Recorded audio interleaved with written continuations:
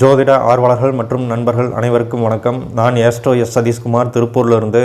எனக்கு ஜோதிடம் என்னும் மாபெரும் வித்தையை கற்றுக் கொடுத்த ஜோதிட குருமார்கள் மற்றும் ஜோதிட பேராசிரியர்கள் அனைவருக்கும் எனது குரு வணக்கத்தை தெரிவித்துக் கொள்கிறேன். இன்றைக்கி நாம் இந்த பதிவில் என்ன பார்க்க போகிறோம் அப்படின்னா, ஏழரை சனி யாருக்கு நன்மை செய்யும் அப்படிங்கிற தலைப்பில் தான் நாம் இன்றைக்கி பார்க்க போகிறோம்.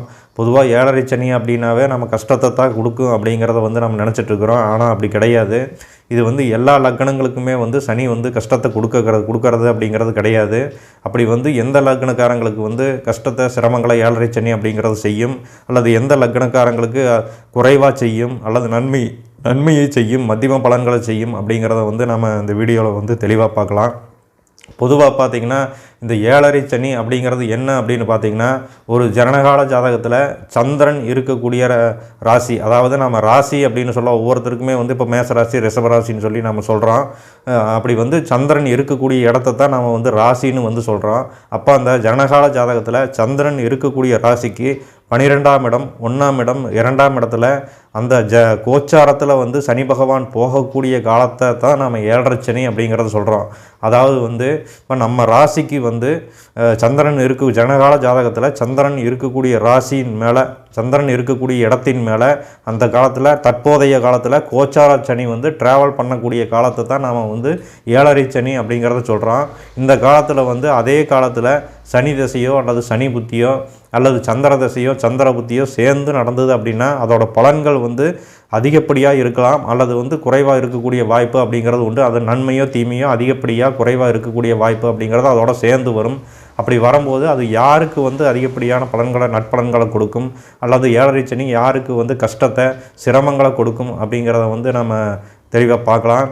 உதாரணத்துக்கு பார்த்திங்கன்னா மேசலக்கம் அப்படின்னா, இப்போ மேச லக்னத்துக்கு சனி பாதகாதிபதியாக வரக்கூடியவராக இருப்பார். அப்படி இருக்கும்போது அந்த சந்திரன் மேலே சனி பாதகாதிபதியாக இருந்து அது மேலே போகும்போது மேச லக்னத்துக்கு அவ்வளோ நட்பலன்களை கொடுக்கக்கூடிய வாய்ப்பு அப்படிங்கிறது கிடையாது. அந்த மாதிரி இருக்கும்போது அந்த சந்திர தசையோ சந்திர புத்தியோ அல்லது சனி தசையோ சனி புத்தியோ இந்த மாதிரி பாதகத்தை கொடுக்கக்கூடிய சனி பகவானாக இருக்கும்போது இந்த தசா புத்திகளும் சேர்ந்து நடக்காமல் இருந்தது அப்படின்னா அவங்களுக்கு குறைவான கெடுபலன்கள் மட்டும்தான் நடக்கும். அப்படி இல்லாமல் இது கூடவே சேர்ந்து அந்த தசா புத்திகள் சனி தசையோ சந்திர தசையோ அல்லது சனி புத்தியோ சந்திர புத்தியோ சேர்ந்து நடந்தது அப்படின்னா கெடுபலன்கள் மிகவும் அதிகமாக இருக்கிறத நம்ம பார்க்க முடியும். அப்படி இருக்கும்போது மேச லக்னத்துக்கு பார்த்திங்கன்னா இந்த சனி பாதகாதிபதியாக இருக்கக்கூடிய காரணத்தினால அவ்வளோ சிறப்பான பலன்களை கொடுக்கக்கூடிய வாய்ப்பு அப்படிங்கிறது குறைவாக தான் இருக்கும். கொஞ்சம் கஷ்டங்களை கண்டிப்பாக கொடுப்பாரு. அதோட பலன்கள் என்ன அப்படிங்கிறத நம்ம இன்னொரு வீடியோவில் நம்ம தெளிவாக பார்க்கலாம். அதே மாதிரி பார்த்திங்கன்னா ரிஷபலக்கணத்துக்கு 9, 10 அதிபதியாக யோகாதிபதியாக சனி இருக்கக்கூடிய காரணத்தினால ரிஷபலக்கணத்துக்கு ஏழரை சனி அப்படிங்கிறது நட்பலன்களை கொடுக்கக்கூடிய வாய்ப்பு அப்படிங்கிறது கண்டிப்பாக உண்டு.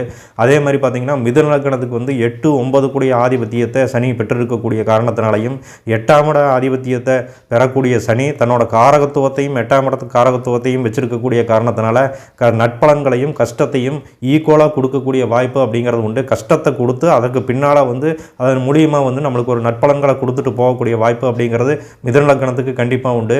அதே மாதிரி பார்த்திங்கன்னா அதுக்கு அடுத்தது பார்த்திங்கன்னா கடகலக்கணத்துக்கு பார்த்திங்கன்னா சனி லக்னத்துக்கு பகை கிரகமாக இருக்கக்கூடிய காரணத்தினாலையும் லக்னத்துக்கு அஷ்டமாதிபதியாக வரக்கூடிய காரணத்தினாலையும் பார்த்திங்கன்னா கடகலக்கணத்துக்கு அவ்வளோ சிறப்பான பலன்களை கண்டிப்பாக கொடுக்கக்கூடிய வாய்ப்பு அப்படிங்கிறது கிடையாது. இந்த சனி ஏழரை சனி காலத்தில் கடகலக்கணத்துக்கு கொஞ்சம் கவனமாக இருக்கக்கூடிய வாய்ப்பு அப்படிங்கிறது கண்டிப்பாக உண்டு. அதே மாதிரி பார்த்திங்கன்னா சிம்ம லக்னத்துக்கு ஏழரை சனி காலங்கிறது கொஞ்சம் கஷ்ட காலத்தை ஏற்படுத்தும். ஏன்னா 6ஆம் இட ஆதிபத்தியத்தையும் 7ஆம் இட ஆதிபத்தியம் பெற்றிருக்கக்கூடிய சனி பாவ கிரகமாக லக்னத்துக்கு துர்ஸ்தானாதிபத்தியம் பெற்றிருக்க கிரகமாக இருக்கக்கூடிய காரணத்தினாலையும் இங்கே சந்திரன் 12ஆம் இடத்த ஆதிபத்தியத்தை பெற்றிருக்கக்கூடிய காரணத்தினாலையும் பார்த்திங்கன்னா இவங்களுக்கு ஏழரை சனி காலம் அப்படிங்கிறது கவனமாக இருக்கக்கூடிய காலம், கஷ்டத்தை ஏற்படுத்தக்கூடிய காலமாக இருக்கக்கூடிய வாய்ப்பு அப்படிங்கிறது கண்டிப்பாக உண்டு. அதே மாதிரி பார்த்திங்கன்னா கன்னி லக்னத்துக்கு சனி யோகாதிபதியாக வரக்கூடிய காரணத்தினாலையும் 5, 6 கூடிய ஆதிபத்தியம் பெற்றிருக்கக்கூடிய சனி ஏழரை சனி காலங்களில் கஷ்டத்தை கொடுத்து அதன் பிறகு நட்பலன்களை கொடுக்கக்கூடிய வாய்ப்பு அப்படிங்கிறது கண்டிப்பாக உண்டு. அதே மாதிரி துலா லக்னத்துக்கு பார்த்திங்கன்னா 4, 5 கூடிய ஆதிபத்தியம் பெற்று 2 ஆதிபத்தியமே சுப ஆதிபத்தியம் பெற்றிருக்கக்கூடிய சனி, அதே மாதிரி சந்திரன் இங்கே தசம கேந்திரம் பெற்றிருக்கக்கூடிய காரணத்தினாலையும் இந்த துலா லக்னத்துக்கு பார்த்திங்கன்னா இந்த ஏழரை சனி காலம் அப்படிங்கிறது மிகவும் சிறப்பான காலமாக இருக்கும்.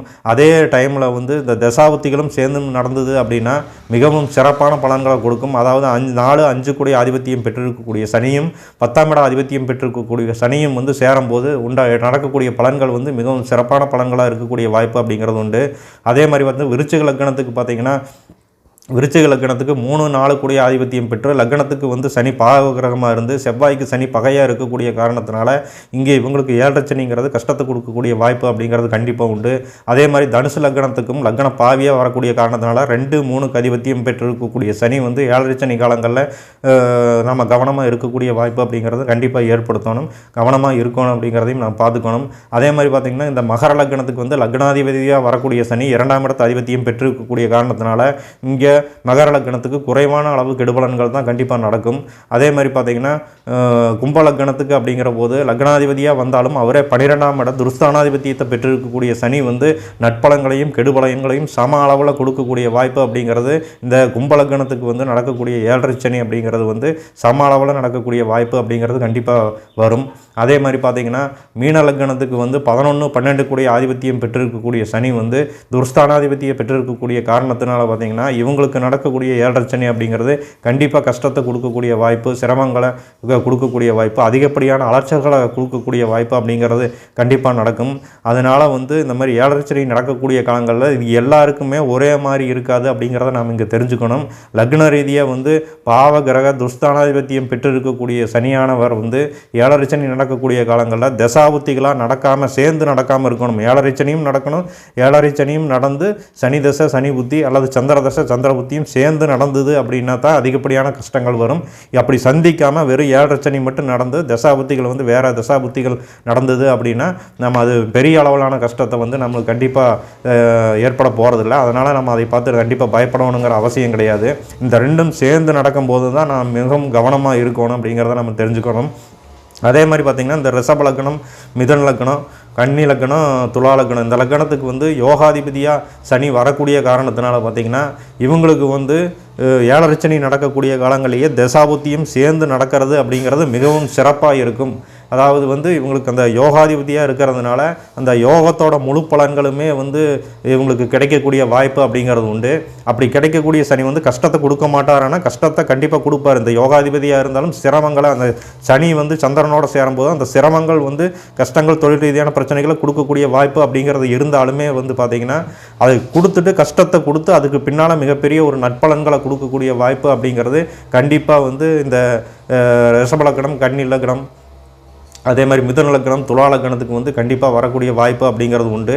அதனால் வந்து இந்த 7 சனி அப்படிங்கிறது வந்து நம்ம மிகப்பெரிய அளவில் வந்து நட்பலன்களையும் கொடுக்கும் அப்படிங்கிறத வந்து நம்ம இதில் தெரிஞ்சுக்கணும். இந்த வீடியோ பிடிச்சிருந்தது அப்படின்னா லைக் பண்ணுங்கள், ஷேர் பண்ணுங்கள், கமெண்ட் பண்ணுங்கள், நம்ம சேனலை வந்து சப்ஸ்கிரைப் பண்ணுங்கள்.